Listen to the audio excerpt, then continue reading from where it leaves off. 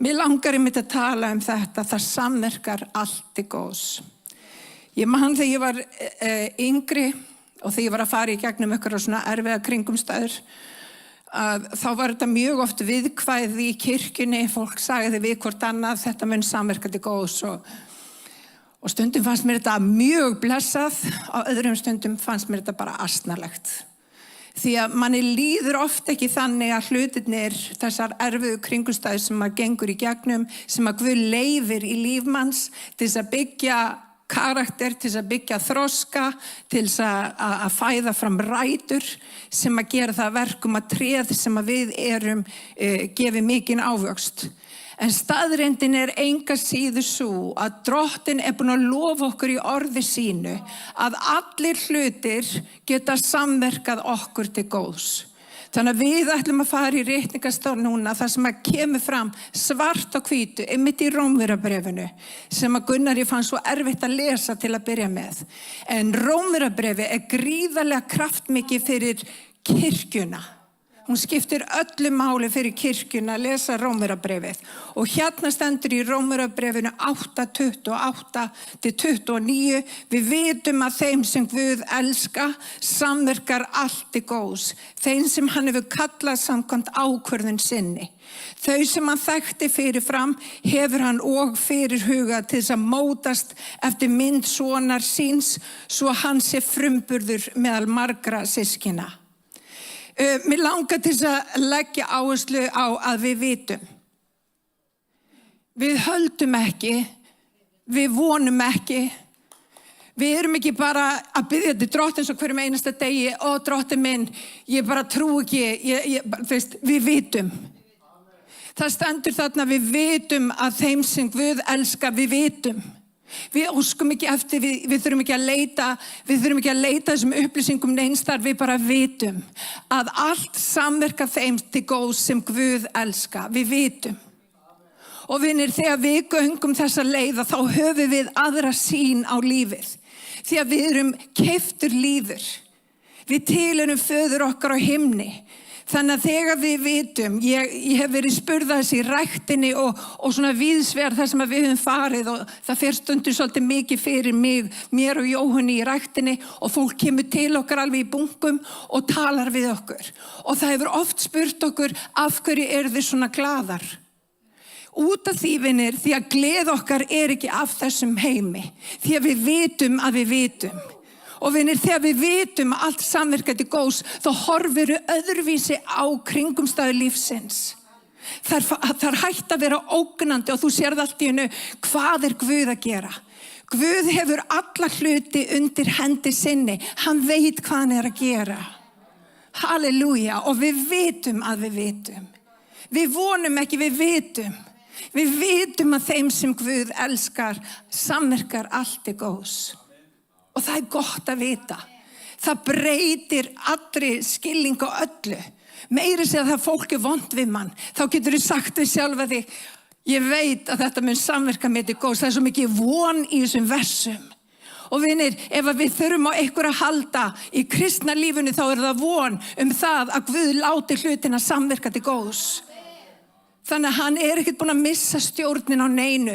Hann getur látið alla hluti samverka þér til góðs. Þannig að tökum á móti því í dag. Við vitum að við vitum að við vitum. Það þýðir ekki, vinir, að allir hluti séu góðir. Ég farið í gegnum kringumstæður sem eru bara hræðilegar. Kringumstæðurnar sem slíkar voru ekki góðar. Við lifum í vondum heimi. Það margt sem gerist í þessum heimi sem bara hreinlega vond. En Guð getur enga síður látið alla hluti samverka til góðs. Guð ekki búinn að missa stjórnan einu, hann getur látið hlutina út af því að hann ofar öllu. Það allt til fyrir hann. Við vorum að syngja þetta áðan í laginu góða sem ég held svo ofboðslega upp á. Vinir, það allt fyrir hann. Og þegar við leipum Guði að í líf okkar, þá breytist allt okkar líf. Það breytist all okkar sýn á hlutina, það breytist í rauninni hvernig við komum fram við lífið og við leifum lífinu að koma fram við okkur. Það breytist allt. Og vinir, það ekkert allar kringumstæður góðar. Það margt vont í þessum heimi. Það illur heimur. Það getur verið okkar eigin ákvarðanir sem að geta komið okkur fyrir á vondum stað. Það getur verið ákvarðanir annara sem að geta komið okkur fyrir á vondum stað. En jafnvel í þeim kringumstæðum þá getur Guð látið að samverka okkur til góðs. Hann nefnilega frábær. Halleluja. Takk Jesús. Og mér langar til þess að útskýra. Ég fór að skoða þetta orð samverka til góðs. Og alltaf þegar ég að stúdera, þá stúdir ég á ensku. Þannig að mér langar til þess að lesa orði hvað það þýðir í raun og veru á ensku. Og það þýðir it will come out beneficial. Sem að þýðir í rauninni á íslensku, út af ég á erfitt með að útskýra þetta á íslensku, það mun nýtast þér. Allir hlutir sem að þú hefur farið í gegnum mun nýtast þér. Finnst ykkur það ekki frábær? Erfiðu kringumstæðna, góðu kringumstæðna, það mun allt nýtast þér. Svona Drottinn okkar og frelsari, hann magnaður. Og ég veit ekki hversu oft ég farið í gegnum ömurlega kringumstæður og bara, ég læri ekkert af þessu. Svo þegar ég horfi tilbaka, vinir, þegar við erum búin að fara í gegnum kringumstæður, þá horfi ég tilbaka og bara, wow, þetta breytti mér. Halleluja. Guð getur nefnilega notað ömurlega kringumstæður til þess að fæða fram vilja sinn í okkar lífi. Hann notar alls konar. Má ég heyra amen? Halleluja. Takk Jesús. Ég var að hugsa það daginn. Mér þykir rosa gott að borða köku. Og þessi löngun mín í kökur, hún virðist fara vaxandi. Ég þoli það ekki. En það sem svo magnað við kökur, það eru öll þessi, þið vitið, allt sem sett í kökurnar, það sykur, það hveiti, það lyftiduft, það eru jafnvel einhverju svona dropar sem eru bara mjög skringilegir. Og eitt og sér, þá eru þessu efni ekki spennandi. Ég myndi aldrei fara inn í, þið vitið, skápinn og ná í hveiti og bara, yummy, ég ætla að fá mér hveiti. En þegar allar þessar afurðir koma saman og bakarinn fer að búa til hræru, þá gerist eitthvað. Það gerist eitthvað. Og vinir, okkar bakari heiti Drottinn Jesús. Hann getur notað alls konar hluti sem að við myndum aldrei telja til einhvers góðs. Og hann getur setta inn í, þið vitið bökunar, hrærivelina, nákvæmlega. Og hann getur farið að hræra hlutunum saman.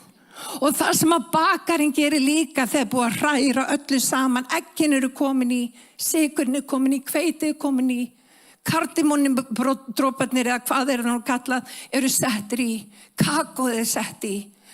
Og þá vitið hvað hann gerir? Hann tekur það sem er komið og það er búið að hrista allt saman vel og lengi og hann setur það inn í ofnin. Eigum við að tala um ofnin í smástund hér í dag. Guð hefur lofað að það orð sem hann gefur þér mun vera reynt. Þegar við göngum í þessum heimi að þá fáum við margar ástæður til þess að velja Drottinn. Og það er aldrei fyrir í eldraun kringumstæðana sem að kemur í ljós hvað þú raunverulega átt. Þannig að vinir, við þurfum að æfa okkur þegar vel gengur. Hvað ætti ég að svara þegar hitinn kemur á? Og vinir, þegar hitinn kemur á, þá gerist eitthvað dásamleg, kaka verður til. Hún fer allt í að hefa sig í ofninum. Hún fer að stækka, hún fer að ilma.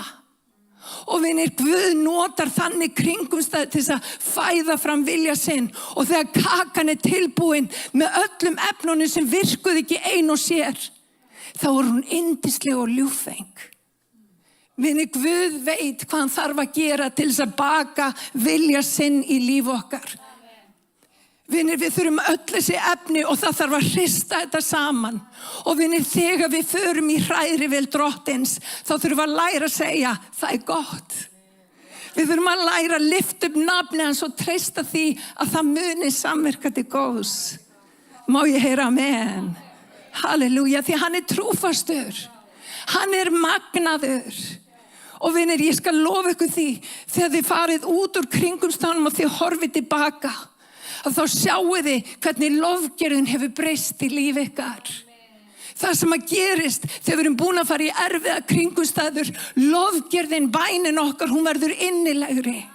Og allt í henni fyrir að vera þessi góð ilmur. Kakan tilbúin.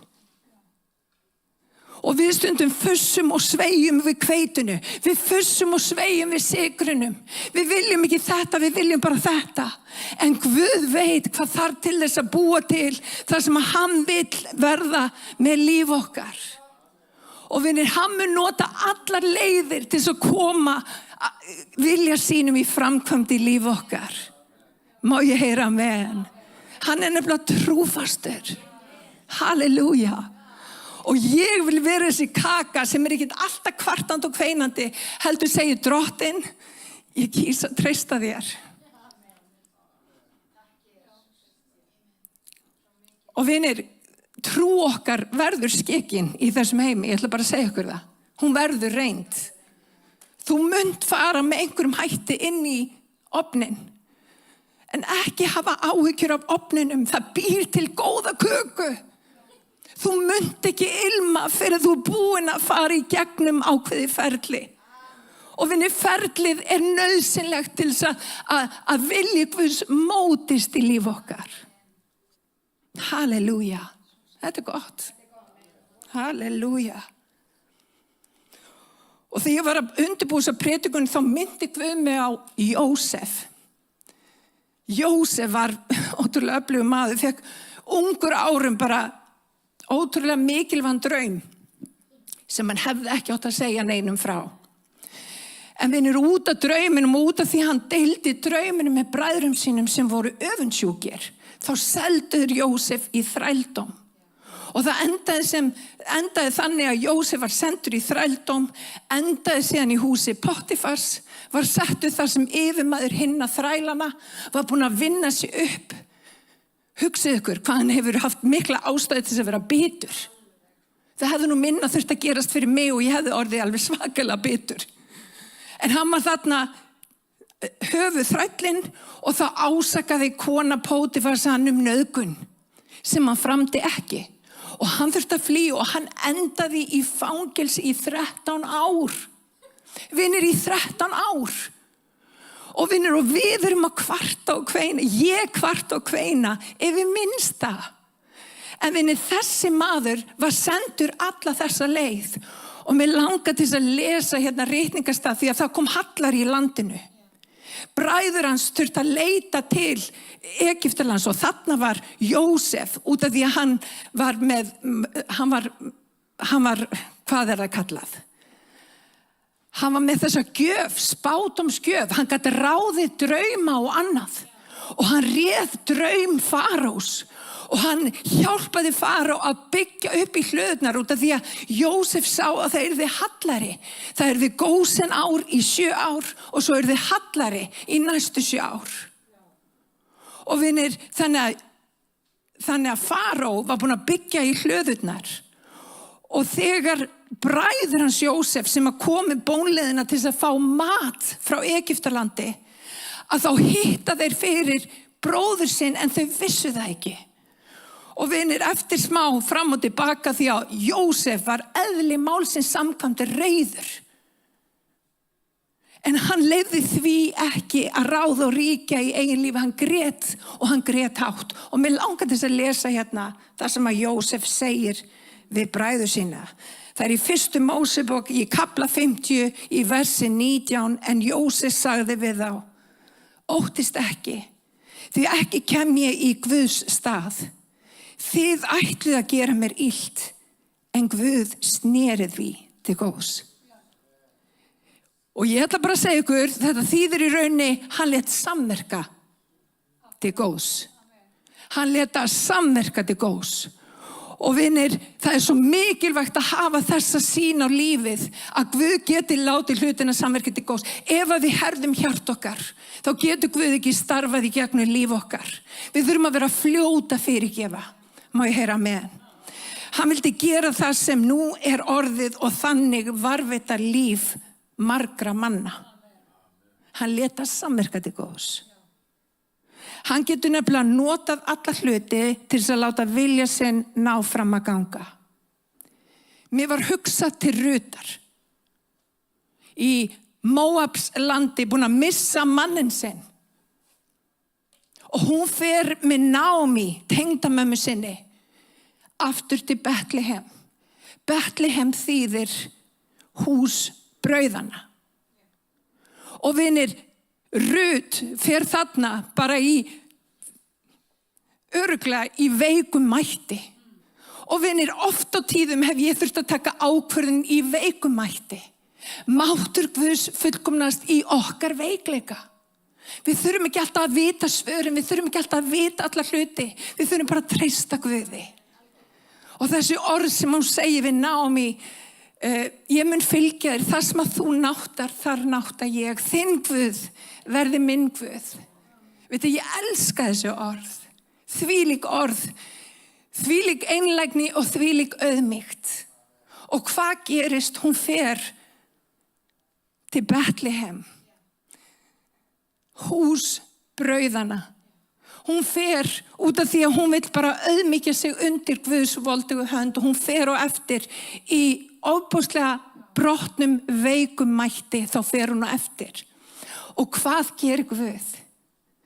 Guð veitir velvild. Og ég ætla bara að segja ykkur, vinir, þegar við erum brotin og veik, þá gefur Guð velvild ef við bara hlýðum orði hans. Hann er ekki að biðja um eitthvað rosalegt, hann er bara að biðja um hlýðið hjarta. Og vinir, þegar við í auðmýkt gerum vilja Guðs, þá opnar hann veg.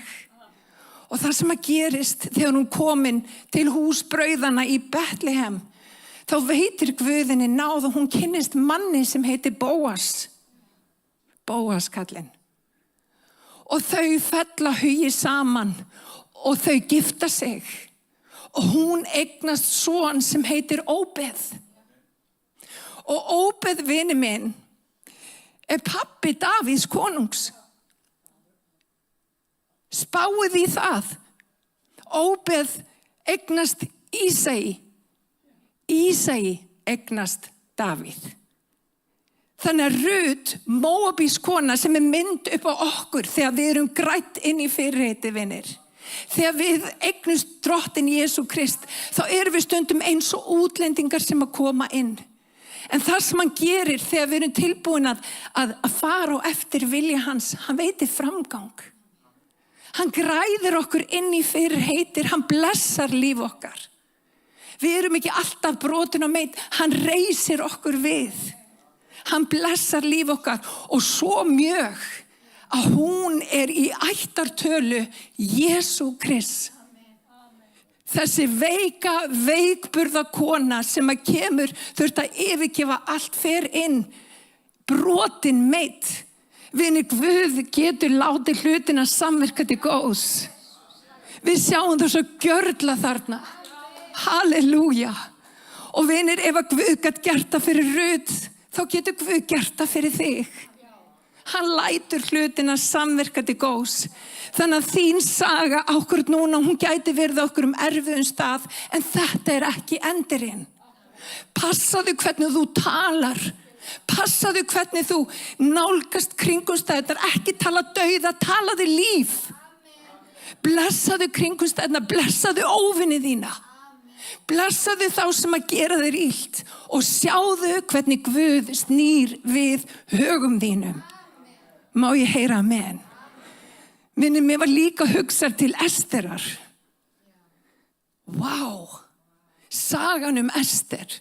Hugsaðu hvernig Guð getur nota bara einhverja konu, einhver tíman til þess að koma fram vilja sínum og reyndar svo mjög að hún er í raunni valdur af því að þjóðin var ekki einn á þeim tíma. Guð getur látið erfiða hluti samverka til góðs. Það er það sem að Guð gerir. Og Guð er ekki búinn. Hann er enn að verki, vini minn, og hann mun koma því til leiðar, því hann er frábær. Þið sjáu það oft eftir á. Halleluja. Má ég heyra amen. förum aftur í versið, út af því að það annað sem mig langar að benda ykkur á í þessum versum. Í Rómverjabréfinu 8:28, við vitum að þeim sem Guð elskar samverkar allt til góðs, þeim sem hann hefur kallað samkvæmt ákvörðun sinni. Athugið, það stendur þeim sem Guð elskar. Það eru nefnilega hæfniskröfur. Þú í rauninni getur ekki séð allt samverkar til góðs nema þú elskir Guð. Og mér langar bara að benda ykkur á það. Þú þarft að elska Guð. Af hverju skiptir elskan svona miklu máli? Elskan gerir okkur nálæg. Út af því að ég elska alla þá búum við saman. Við vorum reyndar að tala það að kaupa okkur sikkvort húsnæðið út af hann hrýtur svo mikið. En þið viti hvað ég meina. Við viljum vera saman. Það það sem elskan gerir. Elskan færir okkur nær. Ég verð líkari alla.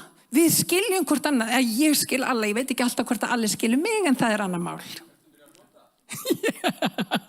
Ég reyndar ekki byrja að hrjóta, en það kemur. En það sem ég vildi sagt hafa að elskan breytir hugsun okkar og sýn okkar á hlutina. Og þegar við elskum Drottinn, þá viljum við vera nálægt honum. Má ég heyra með? Elskan breytir hugsun okkar. Og vinir, þarna stendur í versunum þeim sem Guð elska. Ekki þá sem að, út af því að Guð elskar alla. Það verið að tala þeir sem elska Guð, þá samverkar allt til góðs.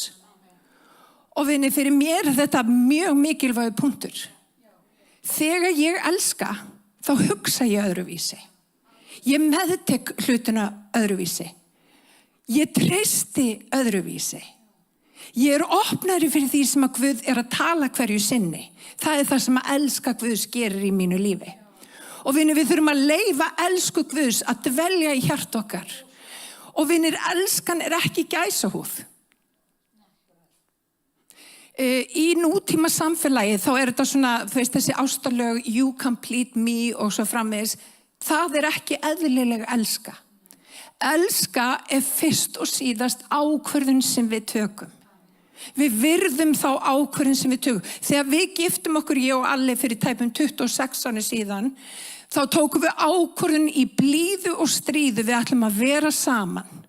Og stundum hefur ástin verið alveg gríðaleg. Stundum hún ekki alveg eins mikil. Út af stundum við erum bara fólk. En vinir, ég læt ekki einhverja tilfinningar sem einn daginn þegar ég eitthvað ósætt út í alla, taka ákvörðun alla framtíð. Ég búin að taka ákvörðun, vinir. Og þegar við tökum ákvörðun með Drottni, að þá höfum við stefnufestu. Við förum þessa leið og við ætlum ekki að fara aðra leið. Við erum búin að taka ákvörðun. Og við sem kirkja þurfum að taka ákvörðun. Það á ekki einhver að geta hrindt okkur af leiðinni að tala okkur út úr Guðsríkinu. Við þurfum að vita hver við erum. Við erum búin að taka ákvörðun og við ætlum að fylgja Drottni alveg sama hvað. Má ég heyra amen? Halleluja. Þannig þurfum að nálgast hlutina.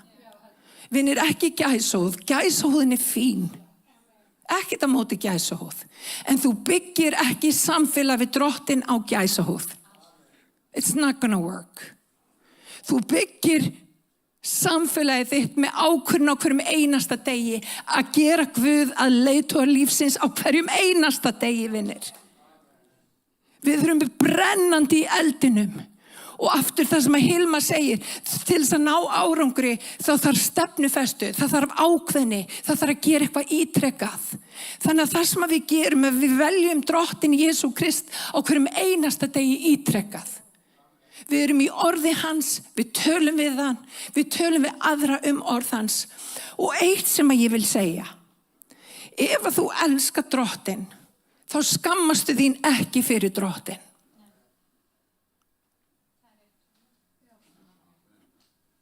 Ef að þú elskar Drottinn, að þá segir öllum frá. Það eiga allir að vita hvar þú stendur í Drottni.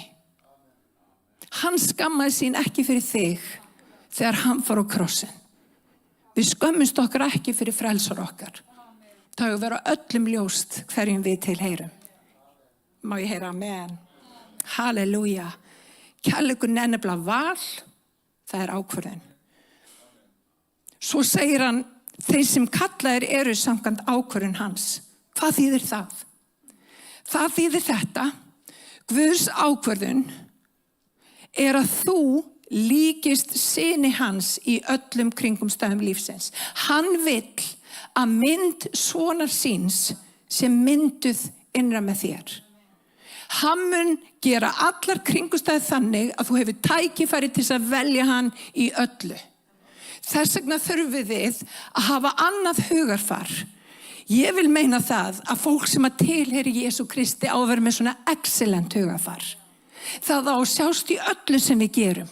Það á að sjást í vinnu, það á að sjást í hvernig við komum fram með fólk, það á að sjást í samskiptum okkar, það á að sjást í vinum okkar, það á að sjást í öllu líf okkar að við tilheyrum Jesú. Við eigum að vera rík af öllu því sem heitir kærleikur til náungans. Við eigum að lyfta upp náunga okkar, við eigum að blessa þá, alla sem í kringum okkar. Eru þið sammála mér? Ég ekki alveg viss, eru þið sammála mér? Þannig að það sem að Jesús að fara fram á, hann vill karakter. Hann vill gerðir og karakter, það þarf að fara saman. Þannig að samkvæmt ákvörðun Drottins þýðir það að hann mun mynda sína mynd í þér. Og hann gerir það með kringumstæðum. Hann gerir það með fólki sem að kemur í vegðin. Hann kemur oft mynd hans í okkur með óþægilegum kringumstæðum. Þegar fólk jafnvel hafnar okkur.